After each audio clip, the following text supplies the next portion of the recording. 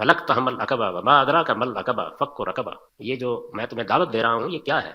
ये एक घाटी है जो तुमने चढ़ना है। जानते हो वो घाटी क्या है? ये गर्दनें जो फंसी हुई हैं गुलामों की, इनको आज़ाद करो। कुरान मजीद है कि जिसपे दुनिया की तारीख में पहली मरतबा सूरह मोहम्मद में ऐलान कर दिया कि अब किसी जंग में किसी शख्स को गुलाम नहीं बनाया जाएगा। ये कुरान का ऐलान है कि जब कैदी पकड़े जाएंगे तो फ़इम्मा मन्नम बाद व इम्मा फिदा, इसके बाद दो ही सूरतें जायज़ रह गई हैं, या तुम फिदिया लेके रिहा करोगे या एहसान के तौर पर रिहा करोगे। जो लोग पहले से चले आ रहे थे, गुलाम थे, उनको फ़ौरन आज़ाद नहीं किया जा सकता। उनको आज़ाद किया जाता है और आप ख्याल करते हैं कि लड़का होगा 18 साल का, लड़की होगी, बूढ़े हैं, लंगड़े हैं, लूले हैं, औरतों को बाहर निकाल के फेंक दिया जाता तो वो कहबागिरी करने पर मजबूर हो जाती। मर्दों को निकाल के बाहर फेंक दिया जाता तो वो कंगले होकर मांगने लग जाते। तो दोनों तरीके इख्तियार किए गए।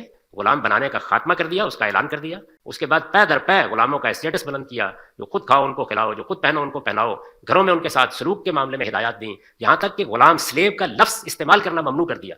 रिसालत में आप सल्लल्लाहु अलैहि वसल्लम ने और कुरान ने फता और फतात के अल्फाज, बॉय और गर्ल के अल्फाज कहा कि इस्तेमाल होंगे।